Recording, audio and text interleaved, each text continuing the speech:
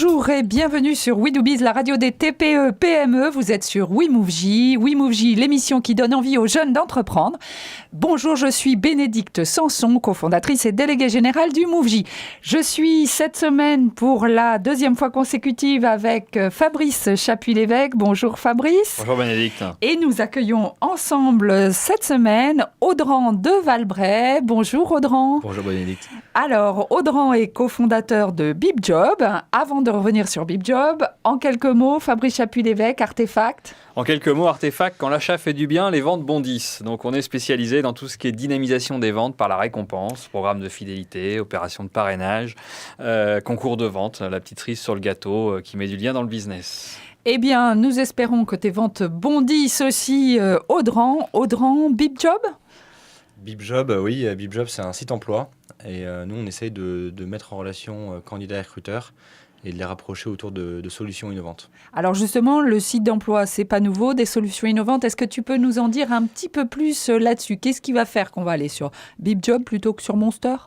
Oui, non, d'abord... C'est une vraie question. Non, vous avez établi déjà quelque chose d'important. Les sites emploi, c'est pas nouveau. Ça a été créé depuis 10-15 ans maintenant. Ouais. Monster qui s'est lancé dans les années 2000. Et nous, on s'est lancé sur du coup un marché qui est mûr, avec beaucoup de concurrents, et on a trouvé notre place avec plusieurs éléments. Et à chaque fois, on a des éléments qui répondent d'un côté aux candidats et d'un autre côté et forcément pour les recruteurs. Alors, est-ce que tu peux nous donner quelques exemples justement de cette valeur ajoutée, de ces innovations ? Oui. Alors, BibJob aujourd'hui, c'est le leader des sites emploi gratuits. Donc gratuit. ça, c'est une des voilà, très gratuit. important. Gratuit. Donc, pour les candidats, c'est toujours gratuit. Donc pour Ouais. BibJob également, c'est gratuit. Et là, c'est gratuit pour les recruteurs. Voilà, Moi qui recrute, j'y avais pas pensé. Et du coup, on offre aux recruteurs 25 annonces gratuites par an. Ouais. Et là, ce qui fait que pour 80% en fait, des entreprises en France, BibJob, c'est gratuit. Ouais. Donc, c'est un business model qui tranche franchement avec ce qui peut se faire justement sur Monster et autres. Puisque là, vous allez retrouver des annonces à 700 €. Ouais. Voilà. Donc, ça, c'est la première chose. Donc, gratuit pour 80% des entreprises. Voilà, qui passent moins de 25 annonces par an. Voilà. Donc, ça fait ça qu'aujourd'hui, on est vraiment le leader des sites emploi gratuits en France. Ouais. Et après, on se différencie également sur les fonctionnalités qu'on propose à la fois aux recruteurs et aux candidats. Donc, il y a la géolocalisation qui est au cœur de BibJob. Ouais. Un système de matching également entre les annonces et les candidats. Et ensuite, il y a aussi le mobile qui est apparu depuis quelques années. Et donc là, on essaie de faire des choses sympathiques. Par exemple, on propose aux recruteurs de diffuser leur annonce et d'y mettre une option qu'on appelle l'option flash, où ils peuvent en fait envoyer un SMS aux candidats qui correspondent à l'annonce et qui sont à côté du lieu de l'emploi. Alors cette option flash, elle est payante ? Elle est payante. Ah, ça y est, on commence à gagner de l'argent. Moi, j'aime ça. Ouais, donc après, nous, le business model, c'est freemium. Donc, effectivement, il y a 25 annonces gratuites. Ensuite, vous avez des abonnements.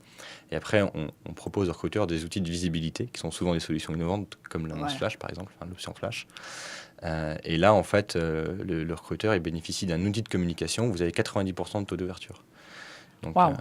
Et donc, le candidat, il reçoit un SMS qui lui correspond. On sait qu'il est en recherche d'emploi pour tel type d'emploi, à côté de chez lui. Il n'a plus qu'à cliquer. Et quand il clique, il arrive directement sur l'annonce. Automatiquement, on le connecte et il n'a plus qu'à cliquer sur postuler.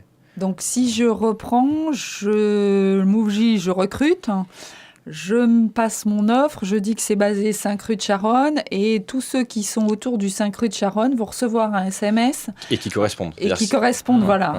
Au profil à 5 pattes, mouton à 5 pattes que je cherche. Ils vont recevoir une alerte et les CV vont tomber dans ma boîte mail. Exactement, c'est ça. D'accord. Ouais. Si je suis prête à payer pour l'alerte flash, c'est ça ? Si vous êtes prête à payer, après, c'est une option, effectivement. On a d'autres options. On propose également, et ça, c'est aussi innovant, au recruteur de définir lui-même le budget marketing qu'il va vouloir mettre sur son annonce. Mm-hmm. Et là, nous, on va interroger en fait, des services externes à BibJob et on va lui acheter de l'espace média à sa place. Donc, par exemple, on va interroger pour les mots-clés commercial à Paris, on va interroger Google, donc sur AdWords, et on va automatiquement créer des annonces pour l'annonce, enfin une publicité pour l'annonce. Voilà, et après, il y a des moteurs de recherche d'emploi qui on travaille également, Facebook, Twitter. D'accord, donc en complément donc, de la plateforme du site d'emploi, vous êtes une agence de com RH qui propose un peu des plans médias innovants? Non, Non, parce je que simplifie trop. Bon, Non, parce que c'est automatisé. L'agence de com RH, elle va avoir un D'accord. accompagnement qui va être personnalisé. Nous, le recruteur, il définit un budget et après, on va juste se charger d'aller automatiquement chercher les meilleurs prix sur Internet. d'accord, ok. Plutôt du style comparateur, mais après qui va jusqu'au bout, qui va vous faire l'achat. C'est toujours pas ça. C'est pas comparateur, parce qu'on va vraiment acheter l'espace pour le compte du c'est entre les deux, en fait, effectivement. D'accord. On va faire le comparateur et C'est pour ça l'agence que de c'est com innovant, automatisée. parce que Ah oui. ça n'existe pas. Ça rentre pas dans les cases, Bénédicte. Bah, c'est super. Et du coup, vous pouvez constater des taux de transformation largement supérieurs ou quelles sont vos métriques justement pour voir l'efficacité de ces innovations? Alors là, sur l'achat de médias, par exemple, on va être plus sur de l'achat de visites. Donc, plus il y a de visites, plus il y a de candidatures. Et la métrique la plus importante pour le recruteur, c'est évidemment, je veux recevoir un maximum de candidatures et si possible qualifiées. Donc, il y a la métrique du nombre de visites par annonce et la métrique également de la transformation. Et donc ça, il y a effectivement pas mal d'éléments qui fait qu'une annonce transforme mieux que l'autre.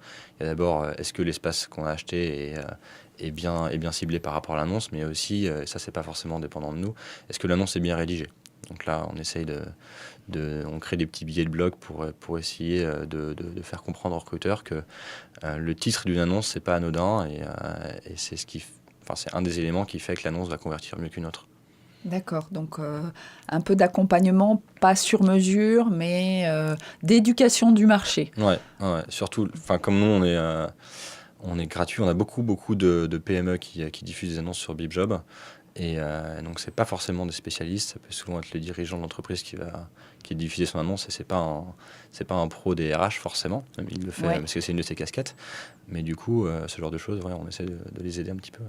Alors, vous avez fêté récemment vos 4 ans. Est-ce que tu peux nous donner quelques grands chiffres de volume dont vous êtes particulièrement fiers ou autres chiffres? En nombre de jobs transformés, en nombre de clients récurrents, en nombre Alors, le nombre de chercheurs inscrits? Le nombre de jobs transformés, c'est difficile parce qu'on n'intervient pas sur le recrutement en tant que tel, c'est juste la mise en relation. On sait qu'il y a plusieurs milliers de personnes qui sont recrutées grâce à nous tous les mois. Plusieurs milliers tous les mois. Voilà. On a 60 000 offres en permanence sur BibJob. Waouh. Voilà. 60 000. Il y a 800 000 candidats qui sont inscrits, il y en a 100 000 qui s'inscrivent tous les mois en ce moment. On fait plus d'1 million de visiteurs uniques par mois. Et on est présent en Angleterre aussi, on fait déjà 30% de chiffre d'affaires là-bas. 30% du chiffre d'affaires en Angleterre. Et donc justement, quels sont les objectifs à moyen, long terme pour BibJob? Continuer le développement en Angleterre où le marché est hyper réceptif parce que on est le seul à vraiment faire du gratuit, alors qu'en France, il y a quelques autres concurrents, mais là, on est vraiment les seuls. Donc les recruteurs sont hyper étonnés et sont hyper réceptifs à ça. Donc du coup, on va essayer de renforcer notre présence là-bas. Ensuite, on espère ouvrir un nouveau pays cette année. Qui est? Vous savez déjà quel pays? Il y a quelques idées, mais c'est pas encore complètement... C'est pas officiel. Non, voilà. Ok. Et après, on vient de lancer une nouvelle application mobile. Et on va mettre un petit coup de jeune sur BibJob aussi. Ça fait 4 ans, comme vous le disiez. Un petit coup de jeune, bah ouais, c'est vrai, au bout de 4 ans. Ça va vite. Ouais. Et l'application mobile, alors, elle est plutôt orientée vers le chercheur ou vers l'annonceur? Les deux. Et on est la première application mobile qui soit également dédiée aux recruteurs. D'accord. Voilà. Donc vous avez toutes les fonctionnalités à la fois pour les candidats et pour les recruteurs sur l'application, dont diffuser une annonce et rechercher un CV dans la CV Tech. D'accord. Donc effectivement, quand on est dans le métro, on peut... Exactement. Et ça c'est gratuit, etc., ça, ils le font pas. Le fait d'utiliser la CV Tech pour l'employeur, c'est gratuit? Pour le recruteur aussi? Alors, l'accès à la CV Tech est gratuite. Ouais. Donc, c'est encore aussi un point qui différencie par rapport à Monster, où là, vous payez un accès soit par jour, par semaine ou par mois. Vous avez un libre accès total à la CV Tech. Ouais. Par contre, si vous voulez accéder aux coordonnées du candidat, là, il faut payer. D'accord. Donc effectivement, soit on y va les yeux fermés, on attend que ça tombe. Si on veut être un peu plus proactif, c'est là qu'il faut commencer à sortir sa carte bleue. Mais bon, c'est tout à fait légitime. Aussi, Donc aujourd'hui, vous intervenez en France et en Angleterre. En France, on peut dire que c'est sur la France entière. Ah oui. Tu as une idée de la proportion entre l'Île-de-France et le reste de la France? Parce qu'on sait bien que... Le reste du monde. Le reste du monde, L'Île-de-France, c'est entre 15 et 20% des annonces. Voilà. Et des CV. Ah oui, entre 15 et 20%. Donc effectivement, c'est... Ça veut dire que la répartition, enfin la présence régionale est forte alors. Rhône-Alpes, c'est assez fort aussi. L'Ouest également. Ça vient de tes origines bretonnes? Non, en fait, on reflète le marché vraiment de l'emploi, donc il n'y a rien de nouveau là-dessus, comme on a un certain volume, il y a 60 000 annonces, et du coup on reflète vraiment le marché tel qu'il est en France. Alors, Audran, tu as créé BibJob, donc tu sortais de l'école, tu l'as créé avec un associé, Pierre Doublet. Exactement. Comment vous vous êtes rencontrés et comment vous avez décidé de mettre ça en place ensemble tous les deux? Alors, on a tous les deux fait une école de commerce qui s'appelle l'ESCA, et on s'est rencontrés à la première année dans la même classe. On était même 3 années sur 5, je pense, dans la même classe. Et du coup, on a assez vite en fait détecté que l'un et l'autre, on aimerait monter notre entreprise. Et après, le quand, c'est toujours le problème du quand, mais on avait déjà ce souhait, ça c'est important de l'avoir. On a eu pas mal d'idées ensemble. Ça n'a pas été le site d'emploi, la première idée Non, pas du tout. On a eu plein d'autres. Quoi d'autre, par exemple? Ça me fait rire parce qu'aujourd'hui, il y a des sites qui se lancent là-dessus, mais par exemple, pas des cours de cuisine, mais la livraison de plats cuisinés faits par votre voisin. Voilà. Fait par votre voisin, ouais. Et l'idée même initiale de BibJob, c'était du jobbing, un peu comme TaskRabbit. Donc, vous avez besoin de quelqu'un pour monter votre armoire Ikea. Et, voilà. Et donc, on n'est pas du tout parti là-dessus. Mais, voilà, il y a eu quoi d'autre? Il y a eu des choses qui étaient infaisables, en tout cas à l'époque, parce que là, je crois que c'est en train d'être réformé. Mais créer des lignes de bus pour concurrencer la SNCF. Parce que j'ai été étudiant. Ou la RATP, des lignes de bus. Des lignes de bus intercités. J'étais étudiant en Angleterre et je ne comprenais pas que Megabus, qui proposait pour quelques pounds de relier Bristol à Londres, ça n'existait pas pour faire Angers-Paris. D'accord. Donc effectivement, la première idée n'est pas forcément la bonne et on peut en avoir des tonnes avant de... Ouais, l'idée, c'est jamais un problème en soi. Même si vous voulez des idées, vous en trouvez partout sur Internet. Tout le monde a des idées et l'idée que vous avez, tout le monde l'a déjà eu avant. Il faut partir de ce principe-là parce que tout le monde formule l'idée. Après, c'est l'exécution qui va... Et donc, vous vouliez vraiment monter quelque chose tous les deux, quoi. Vous étiez rapidement arrivés à l'idée que... On ne s'est pas dit en première année, on va monter quelque chose ensemble directement. Non, mais rapidement, c'est ce qui est sorti. Nos parents nous ont dit qu'il ne fallait pas se marier à 17 ans. Mais oui, non, on a assez rapidement détecté effectivement qu'on était fait l'un pour l'autre. Et entre grandes belles soirées, petit à petit... Ouais, non, petit à petit. Et puis c'est en sortant d'école, avec nos stages respectifs, on se voyait souvent et on avait des idées. Et je sais pas, au bout d'un moment, on s'est dit, celle-là, elle est quand même pas mal. Est-ce qu'on y va? On a attendu 3-4 mois avant de se lancer vraiment, où on faisait des petits business plans, principalement des dîners autour avec une bière pour en parler. Mais l'idée, c'était vraiment essayer de challenger un peu l'idée et voir comment est-ce qu'on allait l'exécuter pour créer le service. Et au bout de 4 mois, on s'est dit, allez, on arrête tout et on se lance. Donc 17 février 2011, vous vous lancez avec un capital de départ de 20 000 euros. Exactement, comment on fait pour récolter cette somme quand on sort de ses études? C'est les prêts étudiants ou alors c'est la famille qui donne un petit coup de pouce. Donc le Love Money. Love Money, ouais. Donc ça a bien marché.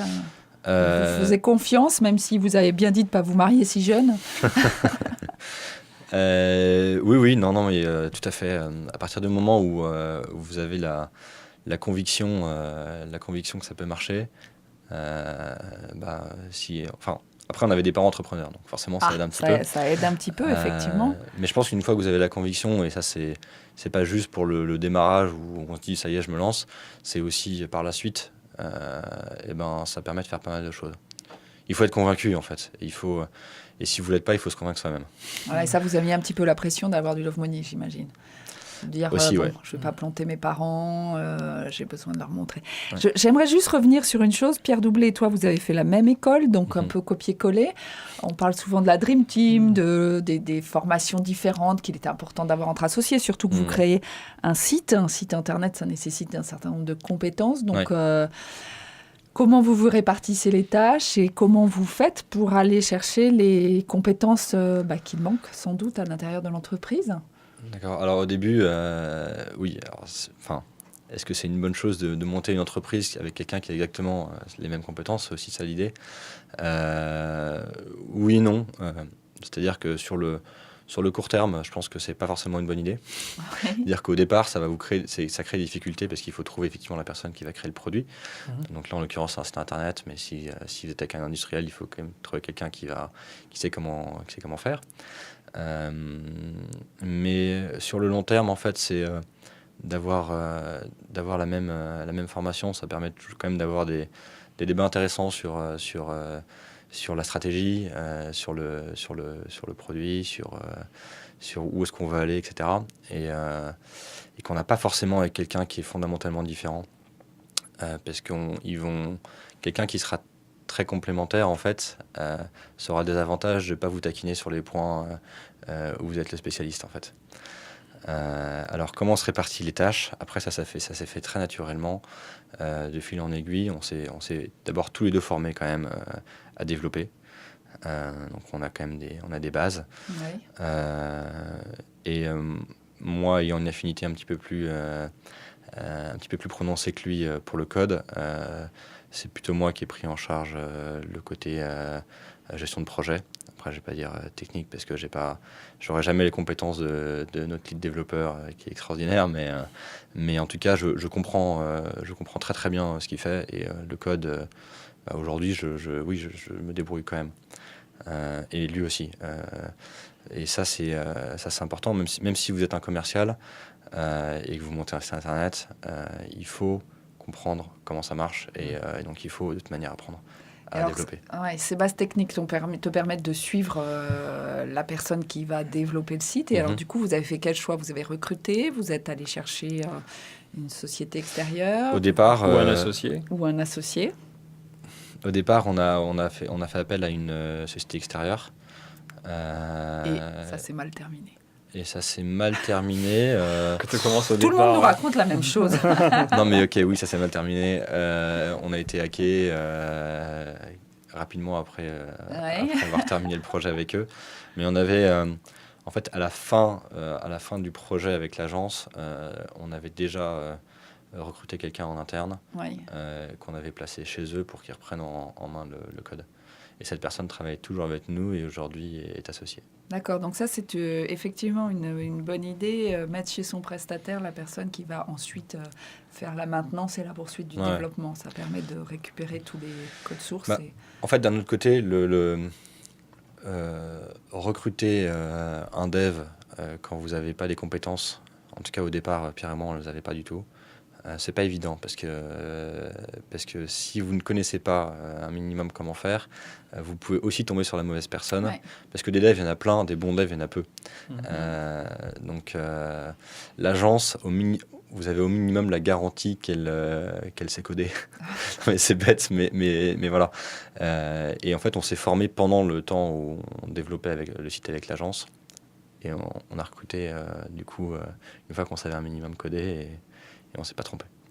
Bien, donc on va s'arrêter sur ce point. On va faire une petite pause avec Fabrice. Donc Fabrice, tu nous disais il y a 2 semaines que donc, tu lançais une offre de formation à destination des entrepreneurs de TPE, PME pour qu'ils puissent eux-mêmes prendre en charge leurs opérations de stimulation des ventes. Donc enfin, stimuler ces ventes ne sera plus l'apanage des grands comptes qui ont les moyens soit de sous-traiter, soit d'avoir des équipes dédiées à cela. Est-ce que tu peux nous décrire une formation type Oui, tout à fait. Sur une journée type, donc on est en interne entreprise, on a entre 3 et 5 stagiaires donc, qui sont, comme tu l'as dit, dirigeants d'entreprise, entrepreneurs. Et comment se passe la journée ? Très simplement, c'est vrai que dans un premier temps, avec beaucoup d'exemples concrets, on va couvrir un peu l'ensemble des outils possibles, des actions possibles de dynamisation des ventes par la récompense. Avec ces exemples concrets, on va aussi voir les fondamentaux nécessaires, la façon dont on va communiquer sur ce type d'opération, la façon dont effectivement elle va participer à l'atteinte et au dépassement des objectifs, soit avec des clients existants, soit avec des nouveaux clients, soit avec les deux. Et toujours en ayant en tête les obligations légales qui sont liées, et c'est très très important, c'est très facile sur un coin de table dire tiens je vais faire gagner un iPad à un client. Il faut savoir qu'avec un iPad, vous êtes déjà sous le coup de ce que l'URSSAF adore, à savoir la contribution libératoire, qui est une taxe qui doit être prise en considération, aussi bien dans le budget qu'en déclaratif. Et donc ça va être une partie de la journée. L'autre partie étant de rentrer vraiment encore plus concrètement dans les business models et les impératifs commerciaux des stagiaires pour qu'en fin de journée, ils aient non seulement la théorie, mais qu'ils puissent mettre en pratique pour eux, en fonction de leur clientèle, en fonction de la façon dont ils fonctionnent, leur opération du moment, la petite opération qu'ils vont pouvoir mener eux-mêmes. Ils repartent avec une vitrine cadeau type, une mécanique de concours ou d'opération type et un règlement qu'ils vont pouvoir déployer et mettre en œuvre. Et derrière, on assure quelques heures de soutien dans le mois qui suit pour caler éventuellement l'opération. Voilà, donc si jamais quelques entrepreneurs ont envie de faire un peu plus de chiffre d'affaires, ils peuvent effectivement penser à la stimulation des ventes et en une journée, ils auront les bons leviers en fait pour... Ils auront les bonnes connaissances, les bons réflexes et les bons outils. Et la outline derrière pour être bien sûr qu'ils sont dans les clous. Voilà. Super, donc je pense que tu vas faire beaucoup d'heureux Fabrice. On va revenir à Audran. Alors Audran, tu nous as dit que tes parents étaient entrepreneurs, donc j'imagine que d'annoncer en sortant d'une école de commerce qu'on crée sa boîte, ça n'a pas dû être le plus compliqué pour toi. Par contre, ce qui est parfois compliqué, peut-être que tu peux nous en dire deux mots. Il y a des entrepreneurs qui nous disent c'est super, mais comment je fais après pour voir mes potes ? Comment je fais pour avoir une vie ? Comment je fais pour construire aussi ma vie personnelle quand je suis jeune, que j'ai 24 ans et que je crée ma boîte ? Alors, est-ce que c'était déjà pour toi une préoccupation ou est-ce que tu te dis j'ai encore que 27 ans et je verrai ça plus tard ? C'était une préoccupation et c'était une des règles qu'on a établies quasiment dès le départ avec Pierre. Et pour lui aussi, c'était facile parce que ses parents aussi sont entrepreneurs. Donc voilà, 2 enfants d'entrepreneurs, ça aide. Voilà. Non, on s'est tout de suite dit qu'on ne voulait pas laisser tomber à la fois notre vie sociale, notre vie de famille, enfin notre vie privée. Et de toute manière, c'est important, je suis persuadé que pour l'entrepreneur de sortir et de voir ses amis, de voir d'autres personnes, parce que ça permet de confronter ses idées, de sortir, d'avoir de nouvelles idées. Et donc du coup, je pense en fait que c'est presque plus productif en fait de ne pas laisser tomber sa vie privée que de la laisser tomber complètement. Et alors comment on fait pour ne pas laisser tomber sa vie privée ? Il faut avoir des horaires. Et une petite copine qui sonne à la porte. Ça, c'est sûr que ça aide. mais non, il faut avoir des horaires. Et au bout d'un moment, sortir à 2h du matin du bureau, c'est sûr que vous n'allez pas voir grand monde.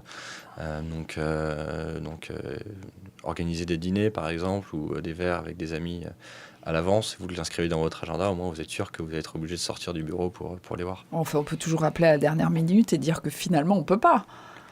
Oui, on peut, mais après, je pense que pour le coup, à la fois Pierre et moi, on a un sens de l'engagement qui fait qu'on évite de faire ce genre de choses, mais non, enfin... Finalement, l'engagement que tu as sur ta boîte, c'est aussi important de l'avoir pour ta vie personnelle, c'est ça que tu veux nous dire ?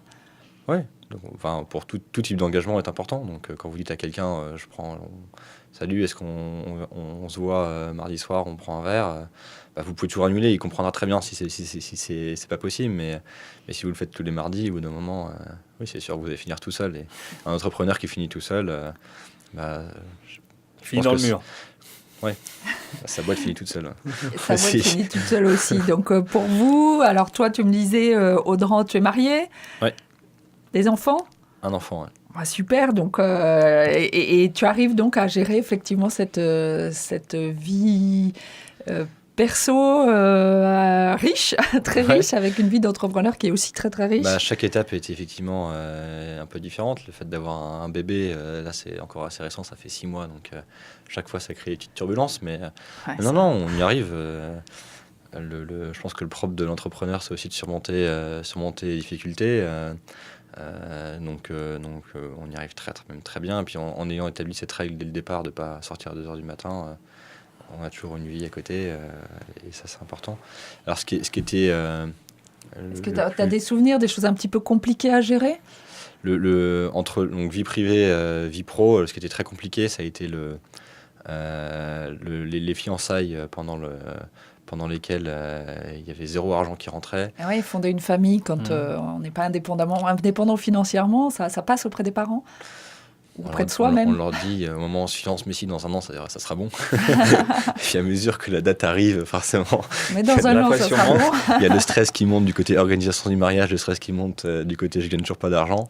Et les deux, c'est assez explosif. Ouais, mais non, ça, c'était difficile. Après, je pense que même sans forcément être financé, ne pas gagner d'argent pendant un certain nombre de temps, c'est difficile. Nous, ça a mis 2 ans. Mais enfin, en même temps, quand vous faites ça, vous faites ce que vous aimez, pardon, et il faut s'accrocher, et ça finit toujours par payer.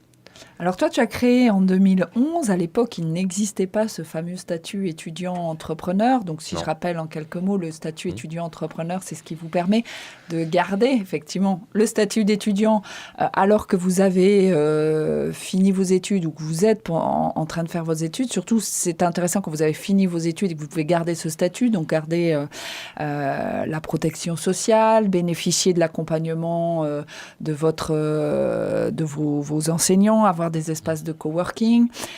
Qu'est-ce que tu en penses de ça ? Est-ce que c'est quelque chose qui vous a manqué, je dirais pas de l'encadrement, mais ce soutien en fait de la société finalement, puisque c'est une reconnaissance de statut ? Moi, je pense que c'est une très bonne chose. Le fait d'être accompagné en sortant d'études, c'est essentiel. Ça, c'est sûr. Avec ses anciens profs, c'est bien parce que du coup, c'est déjà des gens qu'on connaît, qui nous ont évolué. Donc, c'est sûr que c'est une très bonne chose.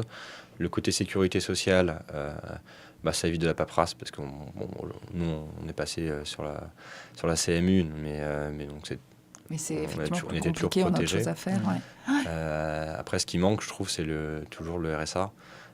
Nous, c'est bête, mais on a monté notre entreprise à 23 ans et vous ne pouvez pas l'avoir avant d'avoir 25 ans. Et ça, du coup, ne serait-ce que quelques centaines d'euros par mois, ça aide quand même quand vous gagnez rien, quoi. Donc, trouver un petit relais jusqu'à 25 ans qui permettrait finalement à tout un chacun d'avoir un petit soutien financier pour pouvoir créer une boîte. Si un statut étudiant-entrepreneur, oui, au moins... oui, l'inclure dedans, c'est peut-être pas idiot. Ouais. Ça pourrait être utile. Qu'est-ce que t'apporte au quotidien cette vie d'entrepreneur ? Qu'est-ce qui m'apporte au quotidien cette vie d'entrepreneur ? Question 100 balles. J'ai jamais été employé, donc déjà, du coup, qu'est-ce que j'ai par rapport aux employés ? Je ne peux que me comparer avec les personnes qui sont autour de moi. Tu as été stagiaire. En tout cas, ce qui est sûr, c'est que j'ai beaucoup de plaisir. À faire ce que je fais avec Pierre. On a une équipe formidable. Ce qui est génial, Vous êtes combien aujourd'hui ? Aujourd'hui, on est 9. 9 ? Voilà. Donc 9 collaborateurs, un patron. Qu'est-ce que tu as envie que tes collaborateurs disent de toi ? Un patron, justement, pas forcément. Ouais. Non, on considère qu'on est... tout le monde a ses compétences et on les met au service de BipJob. Et du coup, le côté patron n'existe pas. Il y a toujours quelqu'un qui dirige effectivement l'entreprise. Ça, c'est important. Mais par contre, tout le monde peut avoir une idée. Donc, ce que ça m'apporte personnellement, j'ai l'impression de faire quelque chose qui sert à quelque chose, en fait. Ça, c'est sûr. Tous les mois, on crée des milliers d'emplois. On les crée. On permet aux gens de trouver des emplois. Ouais. Et ça, on a l'impression de faire quelque chose qui aide les gens, et ça, c'est cool. Donc, je me sens utile. C'est une belle phrase de conclusion. J'ai l'impression d'apporter ma pierre à la société. Eh bien, merci beaucoup, Audran, donc cofondateur de BeepJob, beepjob.com. C'est ça. Merci Audran, merci Fabrice. Très bonne semaine à tous et on vous retrouve dans 15 jours sur We Do Biz, la radio des TPE-PME et vous étiez dans la 158e émission de We Move J. À très bientôt.